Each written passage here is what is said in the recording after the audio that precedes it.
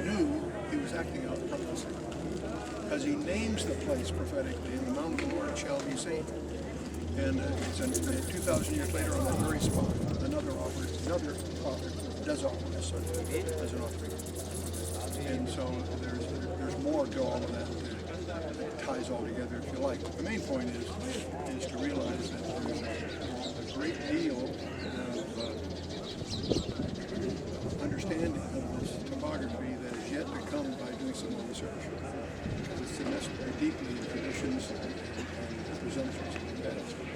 So that's why people like Figure even others too, argue all open-minded, serious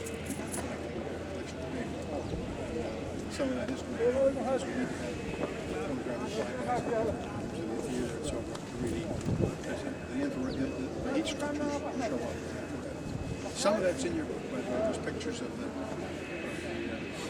and there is another gate too also that lines up with the wall you see is a Turkish wall. Behind that, there's a gate that lines up with the coast. So who knows? We used to have temple conferences here. We used to have premier speakers. We had one of the authors in charge of the district. You know, this thing to the traditional. Issachar Tours would present his arguments for the northern to the school would present the disciples. And we did that for a couple of years. We ended up not doing that much because, first of all, they weren't doing that much progress. Meanwhile, the Muslims became more and more belligerent about what they wanted. But also, he was engaged with presentations of Rome in terms of the evidence. Oh, the issues also are one of altitude. There's about 6 or 7 major elements, three-dimensional, of course. They're all in your book if you really want to get into that. The net of it is, I always ask what's going on. Actually, nothing. The Muslims are getting increasingly possessive and belligerent in the area. Government Israel really wishes it all to go away because they're not religious. They just want any uprising. And as a result, the Islamic style is to keep making more and more requests and scream about it. There's an atmosphere of appeasement is pretty much. So that's something that somehow, for some reason, is going to change for anything to really happen here. We know it will change because their temple will be rebuilt. Because, as I say, Paul makes reference to it. Jesus does, and John, of course, and Revelation 11 does. So you put them all together. Don't confuse that temple that is going to be rebuilt as the one that Ezekiel talks about in the last 9 chapters of Ezekiel. As the one that's going to be rebuilt has a destiny of being desecrated by the world. And all that has been profiled in advance by Epiphanes. He made a treaty with Jerusalem that he would give them peace, and then when he knew that he violated it. It's exactly the pattern that Jesus alludes to in terms of being a future event, and that Daniel chapter 9 highlights in verse 27. So that's all should be familiar to you. So, any questions about any of that? Okay. And while you're up here, I'll probably had enough chit-chat. You may want to walk around and take a look. Check the center line if you like, and then I think we typically like to go on the north side, take a look at what it's called the Dome of the Towers. Tell you a little bit about the Issachar Tours hypothesis. I can't do two, even though he's an old friend and all that. Most of this. They're just having what you would call a Bible study. Okay, folks, what we're going to do is head that direction so you can take pictures. We're going to stay in a group, flags in the front and the back. Okay, take all the pictures you want. We're going to walk up. You can take pictures of the Dome of the Rock. Again, we're going to go on the left-hand side and around to where Chuck was referring to. Chuck will speak from there as well.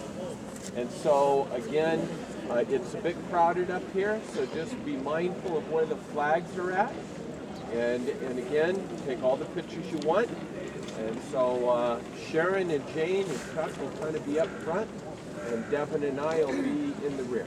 All right? And I'm going to hand my flag off to my wonderful wife so that you can stay. Just don't touch me. I'm not touching you there. There we go.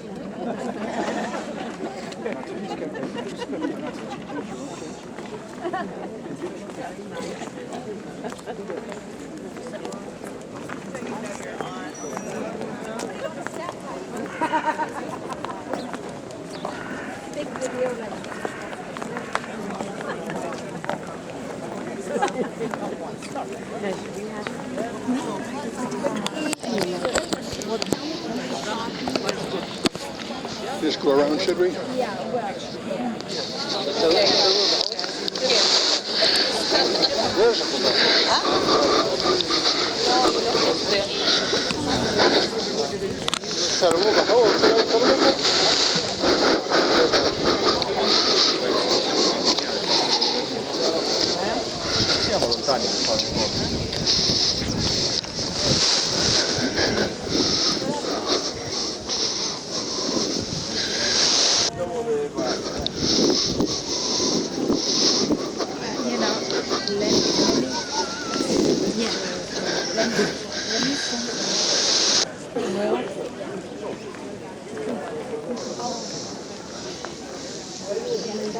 Through earthquakes that have occurred over the years, the Al-Aqsa has been rebuilt several times.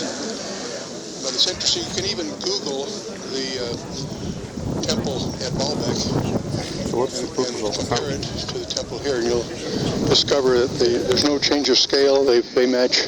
They're both built by the same guy to the same design about the same time. And so that has a huge impact on our understanding of the history of how the real estate has changed its style under the different reigns.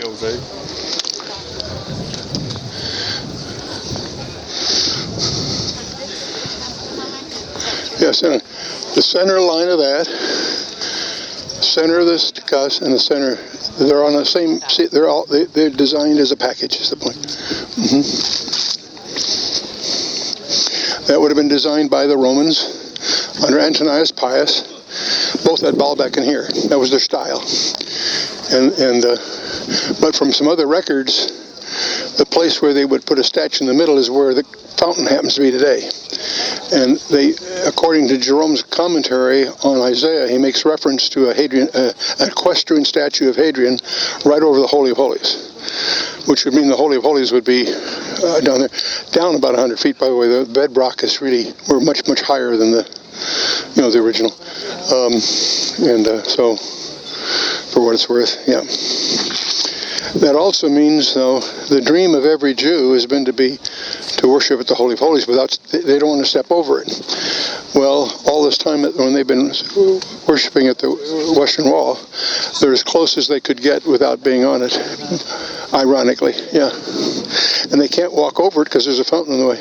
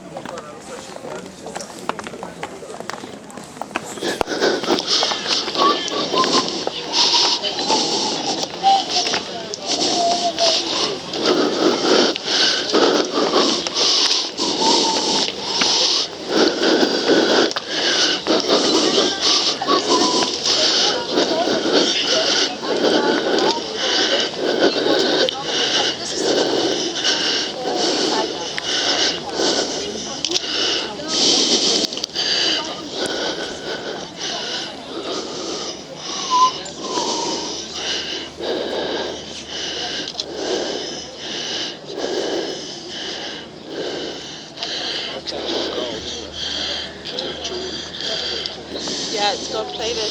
Can you tell them that that Arabic right? Yeah, she did. Yeah, the Arabic. Yeah, the Arabic reads that God does not beget and is not begotten. And it's because of that direct attack on our theology, that some people call this the abomination of desolation, which is a misnomer. The abomination of desolation has a very specific technical definition, but you'll find some people apply that label because of the blasphemy that's in the Arabic. But also just the style of writing is a militant. They have two Oh, I see. Militant. styles. That is a militant form. The marble work is amazing. And you can see that on the flag of Saudi Arabia also. More amazing if you get 38 times closed. Yeah. That's good enough. Those are diamond things in marble on the sides. On the walls.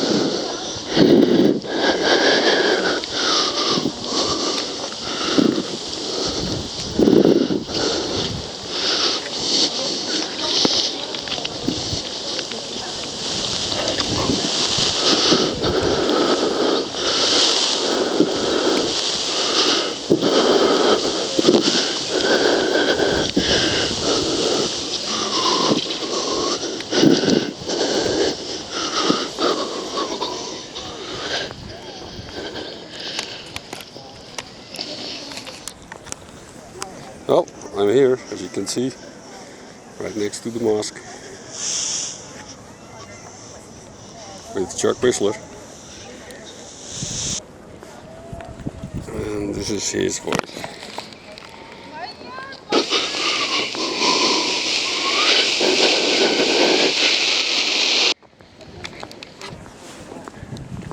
It's not hard to leave it like this while you're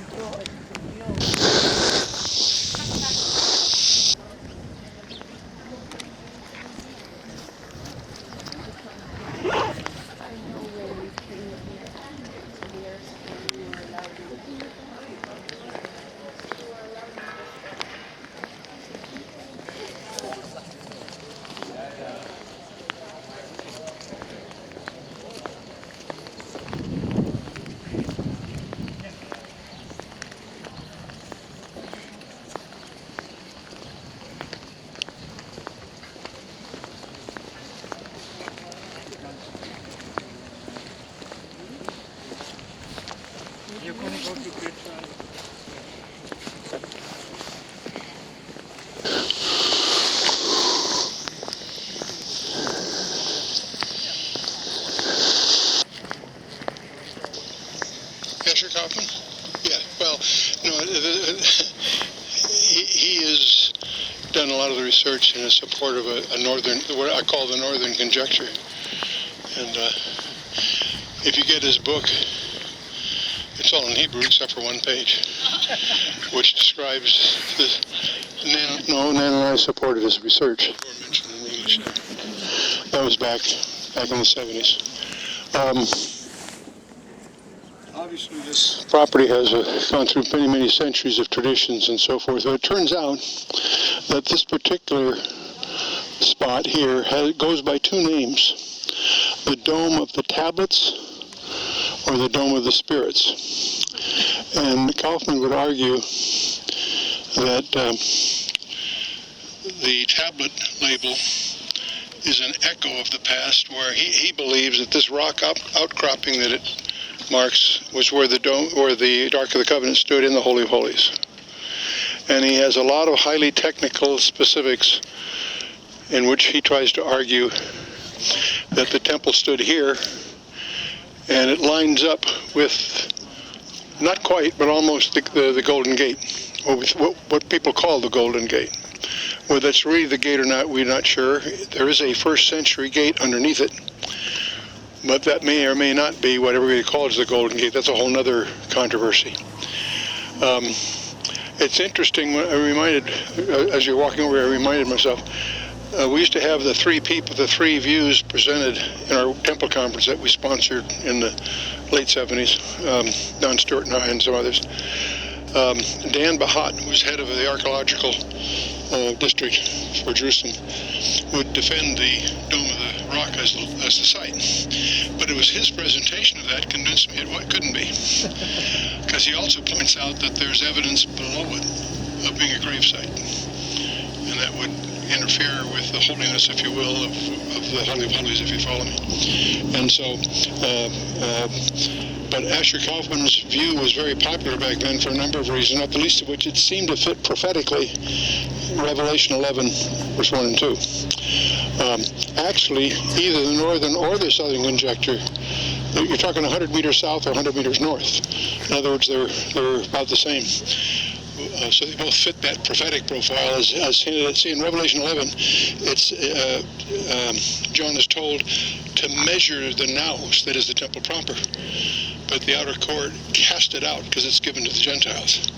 And so that all seems descriptive of either one of the alternative conjectures. Whatever.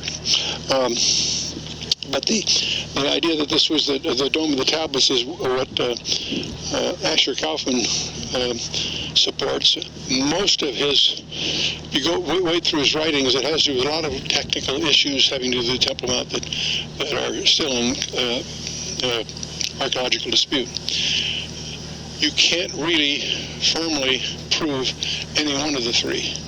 It'll take some serious archaeological work to do that. People often ask how long it would take to build the temple, and the archaeologists would say it's going to take several years because they see several years worth of work to even authenticate the location. I think that's naive. I think given the political circumstances, they could probably, see, it's all built off-site anyway. It's a tilt-up, right? So things could happen a lot faster than most people realize if given the chance to do that. But one of the issues that comes up is the elevations, and the more you study the three-dimensional aspects of it, the less likely it is that the temple stood there.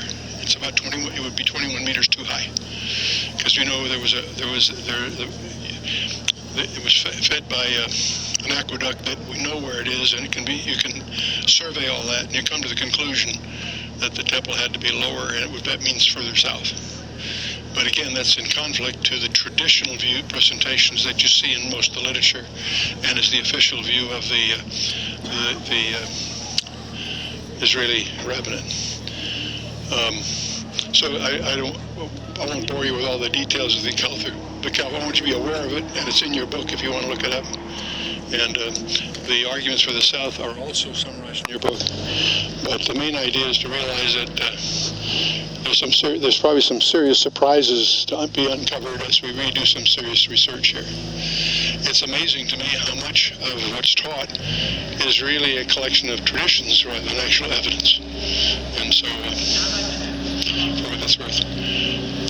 Any questions? I suspect you've probably been talked out by now going through all this stuff. I don't want to, bore you with extraneous details, and yet I want to be responsive because these are issues that may plunge forth in the news over the next year or two as things happen. Because right now it's pretty dark in the sense that the powers that be here are abusive. Every time they find some evidence of Jewish presence site, they destroy it. They've been through here with bulldozers, destroying evidences and so forth. It's really, in my mind, a crime against the stewardship of the site from everybody's point of view. And there have been proposals to internationalize the Temple Mount, to give it to the Muslims on Friday, which is their holy day, let the Jews use it openly on Shabbat, and let the Christians give them free access on Sunday. Got a Friday, Saturday, Sunday thing. And now the Muslim children have a little nursery rhyme thing. Today, Friday, tomorrow, Saturday, then Sunday. And it's in the order of killing them. In other words, the point is they include the Christians on Sunday as well as... What do you think of that view, Chuck? Which view? Sharing international. Well, that's what the Vatican has proposed. I can't imagine putting them in charge. It's the kind of ecumenical appeal you would think that somebody would cling on to, but it hasn't flown. I think, from my point of view, I think it should be Israel's responsibility to, first of all, to make it open, to the Jewish interests on Shabbat, and to honor Christian access on Sunday, and give the Muslims some controlled aspect on Friday. That's fine, but to literally destroy this heritage should be a crime. Crime in everybody's interest, but I have probably a bad attitude. I think that it's all long overdue for Israel to act like a sovereign nation and take charge. They should annex these properties, and that they want to stop the silly talk about the occupied territories. And I frankly don't understand why they haven't done that long ago. The mood of the early founders, Ben-Gurion, Menachem Begin, and Golda Meir, a different breed of cat than some of the leadership of recent years, which are basically appeasement postures. Appeasement doesn't work. I think any student of history can tell that. That's ask Chamberlain about that. So that's easy for me to say, but still, to me, that's the real issue: is who's in charge here. And is this their country or not? And I have enough confidence in the Jewish sense of equity to assume they would find a way to administer this that would be satisfied all three religions. That's not ecumenicalism; it's just good stewardship. But again, that's, what do I know?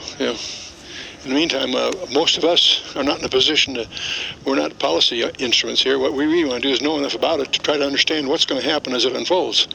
I think what you and I want to do is study our Bible so we know what it really says, keep track of what we do know, and stand by and watch the drama unfold, because it will. One thing you know is this is going to be in the news in coming months and years. Is it a year away? Is it 10 years away? Don't know.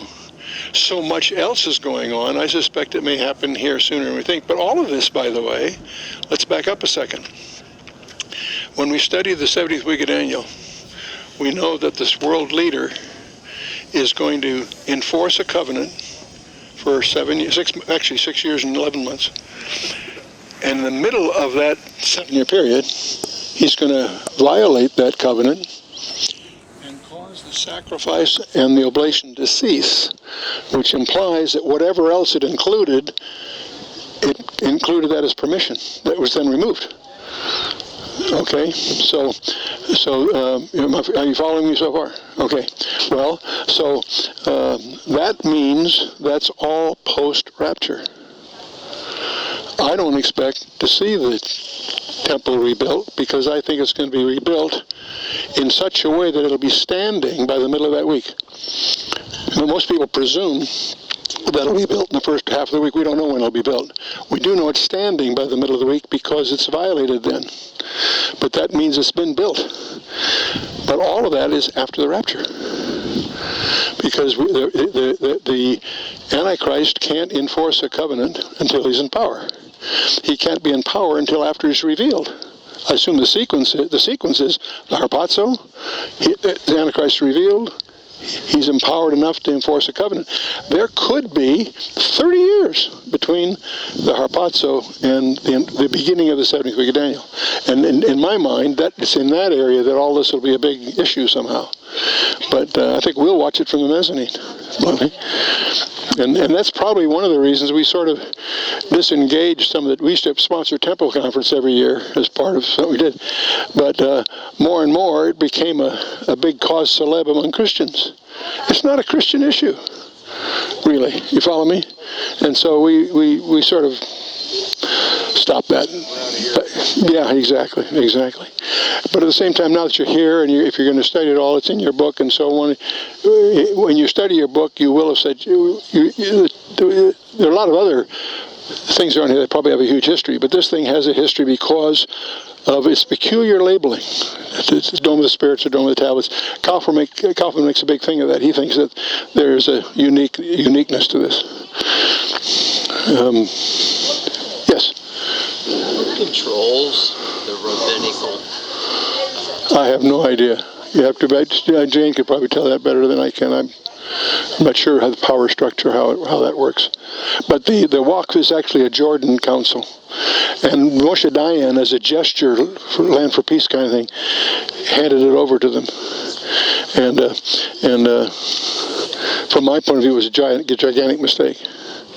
There should have been strings attached. There should be some kind of recovery. It should not be an erosion of Israeli sovereignty. But that's what happened, and they've gotten increasingly belligerent because they've learned that the more you scream, the more the people will yield. Doesn't matter what's true. They promote these urban myths that now become their legends. You see, and so it's one thing to accommodate their ability to believe whatever they like, but it's quite another to treat them as if they were true. Jane will answer more specifically over there. Beg pardon? Jane's going to answer this question. Oh, I see. Okay. Thank you, Jane. Okay. One thing that I want to point out before we leave from here is that kind of, again, this idea of you going back to your communities, your kind of eyewitnesses, literally, so to speak. And, as Chuck's saying, this is going to be in the news.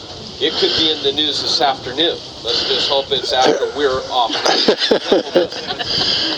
But the bottom line is that this so-called idea of this being such a holy site, when you already know that they'll turn their backs on this spot to pray towards Medina, and it's a real simple thing, but if it's such a holy site, I know many of you saw took pictures of the Dome of the Rock. Did you notice the handwritten graffiti on that? Did you notice the handwritten? This is not Hebrew, just so you know. This is such a holy site.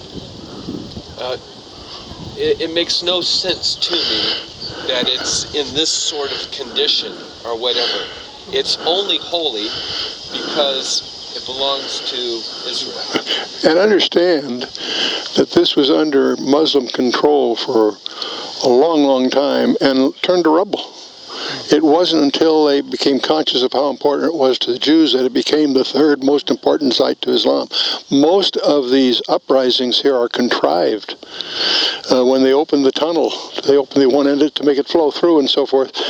They staged a whole thing like this was some kind of big imposition. That had been planned and planned with them. And when you really know the background, you begin to realize that every time there's these uprisings, they're contrived. It's not like this. They're not. They're just instruments of unrest, and so that's why you want to stay close enough to understand what's going on, not to be misled by the way the media covers these things. But they have learned how to use the media for deceit and confusion. That's one of the values of being here and learning what really is going on, and because it will be in the news, and there will be it'll continue. Okay, we're going to head off this direction. Just go ahead. You can ask it. We're going to head off this direction, and follow the flags because we do have different appointments we have to keep. So watch the flags. And what was your question? Is this the highest point of the natural bedrock? No. No. And it looks like there was a headstone here or something that Could be. some inscription. Could be. I have no idea. No, you'll discover that this is roughly 741 meters above sea level. Golgoth is 777. On the same mountain. Same ridge. It's a ridge system. Mount Moriah is a ridge system. It starts at 600 meters above sea level at the city of David, and goes up to a saddle point, which is where we are, and then it goes up to another 30 meters. Okay. All right. You want this back? Sure. Huh? Take it. Probably want it.